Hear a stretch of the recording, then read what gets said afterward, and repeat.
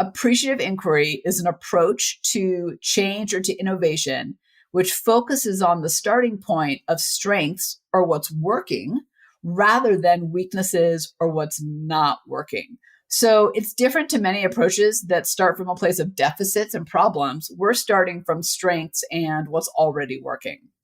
You've landed inside Launch Street, the Business Innovation Podcast, where we interview top innovators out there shaking things up so you can innovate, differentiate, and get further faster. Since you're here, we know you're the type of person that recognizes the importance of unlocking your innovation advantage so you can compete and win.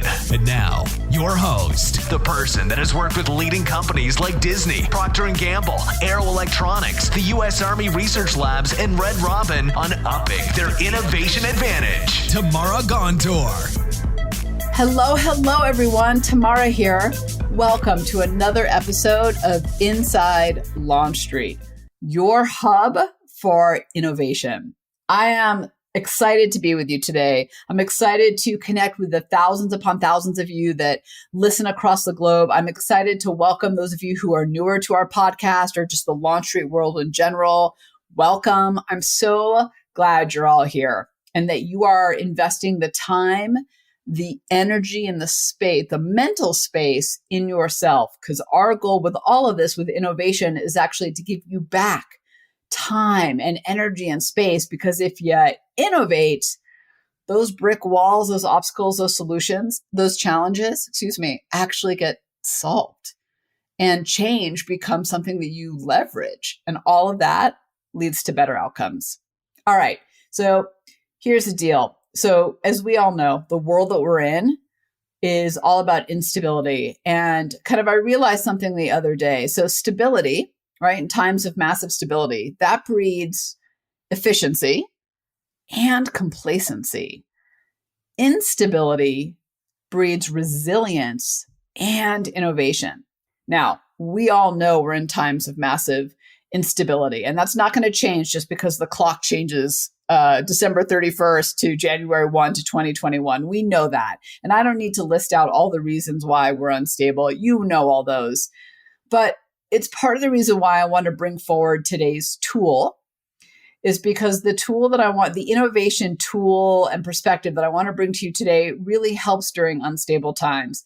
But even bigger than that, I want everything that we do at Launch Street, whether that's through the podcast, my book, whether that's through the Everyday Innovators Tribe, our membership platform where people get the support and tools they need, whether that's through our other offerings, I want to make sure that you have what you need to elevate your resilience and innovation game. That's what this is all about. And that's the framework that I want you to be listening to this podcast through.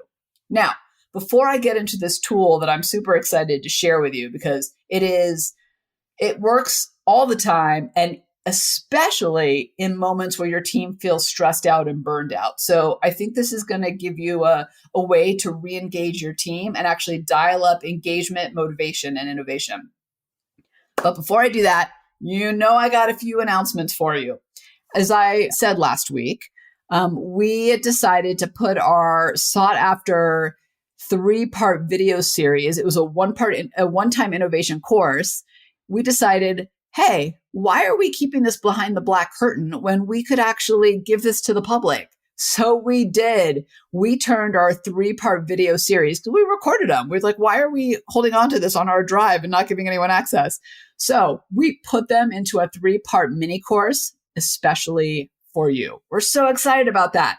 So if you look on our website, go to launchstreet.com, you'll see on the main page and actually up in the announcement bar, there's a link to the mini course. It's called Ignite Innovation, Influence Others, and Lead Strong During Challenging Times. Exactly, right? So go check it out. This is an incredible value. The videos are so innovation packed and they're not even that long. So it's not like you're going to spend 4 hours at your desk. I think they're about 30-ish minutes each, but wow. Those are 30 minutes full of action for you. Okay. On top of that, we did something else. So we have these webinars. I get hired a lot by clients, by companies and by associations for their members to come do webinar series for them. Now, a lot of this used to be done live. Now it's done in webinar form.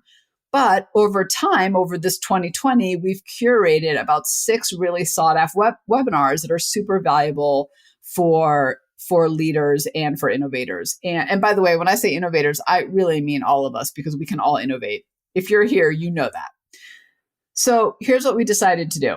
We decided to make those public. That means these webinars, this content that used to be private, used to be closed off, client only, had to pay me these super big bucks to deliver it. You, as an individual leader, contributor, emerging leader, business owner, you can now get access to these individually. They are on our website at go-to-launchstreet.com. We'll put a link directly to them in the show notes. Let me just whet your appetite by telling you the titles of all these. And it's going to be really hard for me not to dig into each one right now, but I'm going to hold off because I want to get to this tool I want to share. But I just want to share with you what these are. And I just want to let you know that, oh, by the way, they're limited in space. We only have so many. And they're only $47 a person. Oh my gosh, I know. Totally crazy, totally cheap. So you can sign up yourself. We can do team packages. But what's important to know is that these are the ones that have been driving incredible value out there in the marketplace. They just weren't available to everybody until now. So let me give you the topics. Are you ready for them? Okay. Oh, and let me just tell you, there's 2 in November, 2 in December, and 2 in January. And in fact, I think the first November one happens the day after this webinars or this podcast. So make sure you go to our website and look at them because spots are filling up. All right. The first one is Opportunity Amidst Chaos: How to Stop the Bleeding and Use Change to Move Forward. That's right. How to leverage that change. Number 2, and this is one of our biggest ones, our most requested: Burned Out, Checked Out, and Spread Out: How to Engage Your Team in the Worst Business Climate Ever. People are so exhausted from all this. We never thought we'd be here this long. So how do we engage our team given the fact that we're still here and people are burnt out, checked out, and spread out? All right. The third one, this one is in December: Reset and Rebuild: How to Create Collaboration and Innovation Out of Chaos. So how to dial up collaboration and innovation when things are swirling around you and the team. And that's not going away anytime soon. We all know that. All right, the next one in December: Conquer the Craziness: What you need now to lead your team to triumph over chaos. This is for leaders that are looking for the tools to help move their team forward, build a team of problem-solving innovators. All right, and then the 2 in January, as you can guess by their titles, the first one is Fresh Start 2021: How to Plan, Prep, and Profit Now the 2020 is Behind Us. Now, here's the thing about this one. We all know that just because the time changes over and that little 0 goes to a 1, that things aren't going to suddenly change. So what I'm providing here is a plan, prep, and profit, knowing that uncertainty is ahead of us. And I'll just tell you real quick, it's called the Vision Big, Act Quick, Learn Fast method. It's a way to plan for the short and the long term. And it's a way to plan in adapting and pivoting as part of your actual process.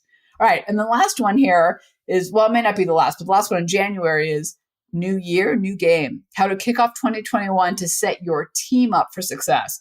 That's right. I'm going to share the traps that most teams fall into that keep them from tackling new challenges and opportunities. And I'm going to give you 3 things leader can do to flip that. All right. So there you go. There is a mini course for you to ignite innovation, influence others, and lead strong. And then there's these incredible series of webinars. Some people are grabbing a seat in 1, some are in a few, some are grabbing them in all 6. So go to our website, check it out.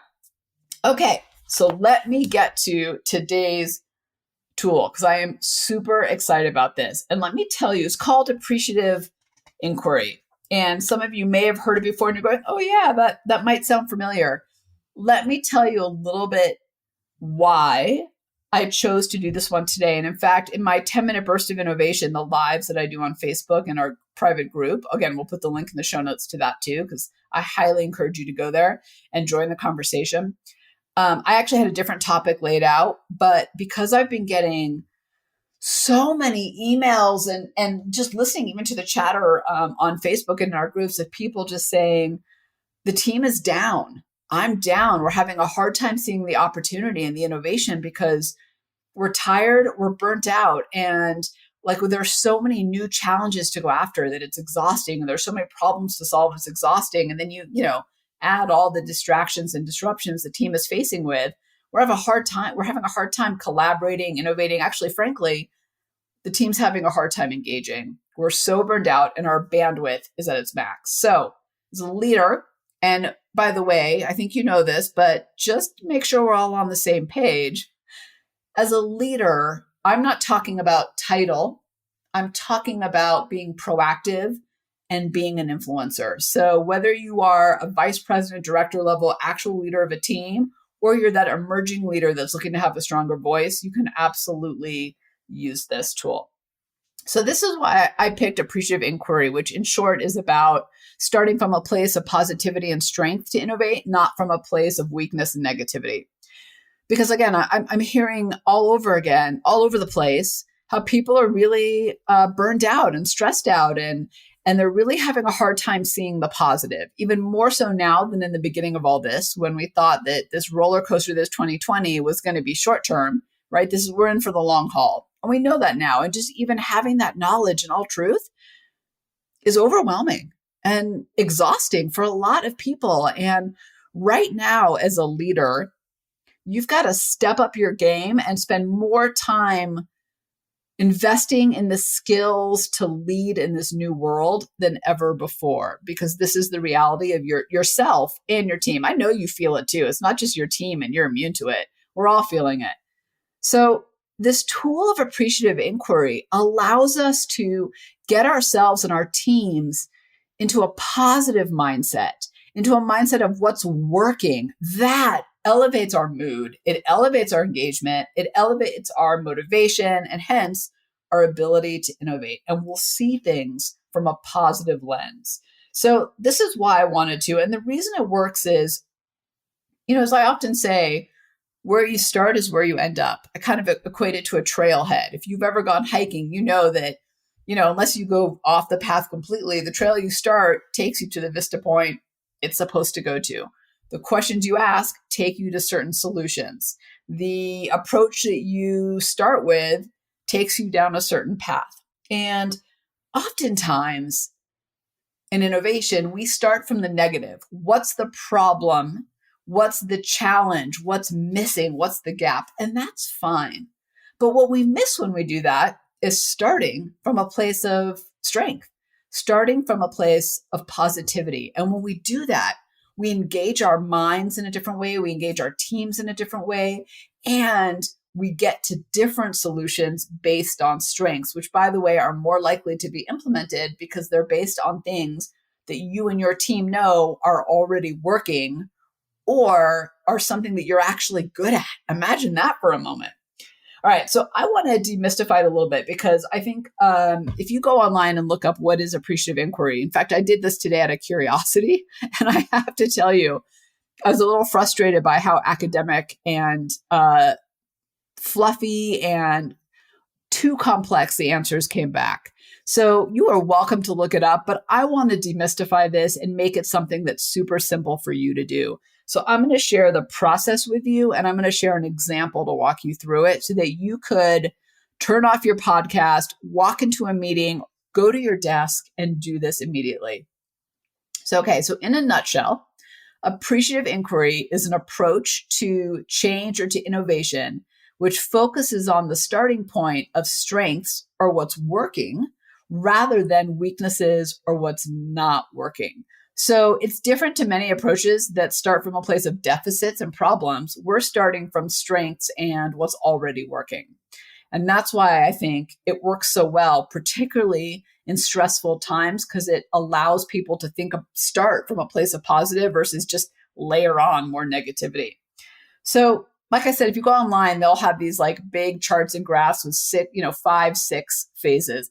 Let me break it down into the 3 phases that I know work for me, work for my clients, definitely will work for you. And the 3 stages are super, super simple. You ready for it? The first one is you're going to decide. And what I mean by that is, all right, decide what's the challenge you're trying to solve or what's the outcome that you're looking for. So you can still start with a challenge and say, okay, we need to figure out how to dial up our sales. We need to figure out how to get to new customers. We need to figure out how to shift our business model, right? You can still have a problem to solve. We're not walking away from that, but I'll show you in a minute how it gets different. Or maybe it's an outcome. We want X dollars in the pipeline. We want this marketplace to have our products in the stores. You get the point. So that's the decide, right? You got to be clear about what you're after. Obviously, clarity is key here. So that's phase one, or step one is decide. Step two is discover. And this is where you're going to discover all the strengths, everything that's working in that area that you're thinking about. And again, I'm going to give you an example in a minute to really bring this to life, but you're going to discover. And then obviously, ta-da, you're going to innovate. You're going to leverage what you've discovered and turn it into ideas that you can use. And oh, by the way, sometimes the best innovation is leveraging what already exists and rearranging it to work for you. So don't think that you always have to, in innovation, come up with that blue sky's never been done before idea or solution. In fact, that's not the case. Oftentimes, the best innovation is just a reapplication of something that already exists. All right, that was a little side pro tip for you. All right, so the 3 steps are, right, you decide, get clarity on what you're going for, what's the outcome that you're trying to achieve. You discover, you list out all the things that are working, the strengths, and then you innovate. You say, how do I take what I learned and discover and turn to something? All right, let me give you a real world example to bring this to life. And this is from an innovation jam session that I did with a client. We do these virtually. And basically what this looks like is there's some discovery and some conversations that happen on the front end. But in short, you bring the challenge, you and your team bring the challenge, right? The kind of what's that thing you're trying to solve? What's that opportunity you're trying to go after, the outcome you're going for? You bring the challenge, and I bring the expert facilitation and the innovation. And together we meet virtually to create a wealth of innovative ideas. So think of it like an online innovation workshop where we are rolling up our sleeves and doing the work. And we may not have, easel pads and scented markers for us to write on, but we have each other and the tools that I've specifically designed for online. So that's where it comes from. This comes from an innovation jam session with a food client that I have. And they've allowed me to share this without sharing anything confidential. So the first one we needed to do is we needed to get very clear on what we were trying to solve and what outcome we were going for. So here's the outcome we wanted. We wanted to keep customers from switching to the competition. So what happened was that their food, and there was a competitor that came into the marketplace, and they started to steal shares. They started to take shares from my client, and they needed to figure out, all right, how do we stop the bleeding? How do we keep people from leaving? Very specific, very clear. Okay. We could have said, how do we grow the brand? But that's too big. We want to be clear in these. So how do we keep customers from switching? That's what we were trying to figure out. So then we went into the really what makes the appreciative inquiry stage, which is discover. And we said, okay, well, what's working? What are we really good at in delivering this food to the market? So people mention the product itself, like it has a great taste, it has a great flavor, it's filling, kind of all the thing, the brand promise. But then as we dug a little deeper, we realized some interesting things. One is speed to delivery. This company in particular is very good at adapting to flavor, kind of trends and food trends and bringing out products that match their customers' needs in this way. Actually, they're much better than a lot of their competition. And that's actually a lot harder to do when you think about what it takes to add a new flavor into a product. It's actually a really big deal. So they realize they have this incredible advantage in speed. It's really working for them. And then we realized they have unparalleled follow-up with their customers. So their customers are grocery stores. They have an incredible relationship. And then we realized, and we have a superior product. So we kind of pulled out the other products and we weren't saying that just to be biased. I know that probably sounds more like it is, but it really is a superior product, right? So speed to change and delivery, unparalleled follow-up and relationships with the grocery stores, the places that have their products, and a superior product in terms of how the product is actually made. All right, so that's some of the stuff that came out of discovery. So then we went and we innovated against that. We said, how do we use that to solve this problem that we have of customers keep switching? And we had some great ideas on the wall. And then one person raised their hand in our little virtual meeting and said, I just realized something, guys. We're really good at speed. right? We're really good at new flavors. So why don't we apply that to our packaging? The reason people are leaving is because our competitor realized a new use for the same product, right? So we always think of it as a snack bar, and now they're really using it as a breakfast bar as well. But we haven't communicated that. We just assume people knew that. So why don't we leverage our ability to move and adapt quickly in our manufacturing and our packaging and apply new packaging that speaks to the new use of this product? It was like an obvious aha light bulb went off, which are almost the best, aren't they? Because that's when you know it's actually good. And then another person raised their hand and said, hey, one of the things that we have an advantage or a strength is that we have these incredible relationships with our buyers. So the people, the grocery stores basically and in the convenience stores that have their products. So why don't we leverage that to swap out the product and get new packaging in there? Again, as you can tell, let me back up and say, had we just started with what's not working, we wouldn't have gotten to these ideas. I know you can see that. You're smart. We got to these ideas because we looked at what's working and figured, how do we leverage that? And then we did something really interesting. We went outside of our product, our brand, and we said, okay, in the other products and brands we don't work on but are in the business, what are they doing well that we can leverage? What are their strengths and positive outcomes that we can leverage? And we looked at this other food product that it was, I think, in some ways similar to ours, similar but different. And one of the things we said about them was they moved to 2 shelf spaces in the grocery store. So they were in the place where they normally are, where you expect to find them. And then they were in the place where the new use is happening, right? The new need by the customers. And then we looked and we said, oh, they have visual packaging. Their information, their directions are so clear because it's done visually on the package instead of that small writing that frankly nobody can write. About you. I wear glasses, but I still can't read half the packaging. So they looked at that and said, oh, okay, what if we did that? What if we took our product, because we have these great relationships, right, with the grocery stores, what if we took our product and kept it where it was and added another location in this area that is a new need for our customers, where they're over there and they'd go, oh yeah, I do need this actually for breakfast. This would be great as an actual meal. So keep it in the snack aisle, but then move it there as well. So through all of that, they created an incredible plan to help them solve this challenge of the competition stealing the share. And sure enough, not only did they stop the gap, they actually added new customers, new dollars, more repeat because of all the changes they made. So I know that was a little bit in the weeds. I get it, but I really wanted to give you an example of how powerful appreciative inquiry can be. It can be done for a product in the market, an initiative internally, a project-based workflow to figure out how to improve that or dial it in or fix anything that's not going well.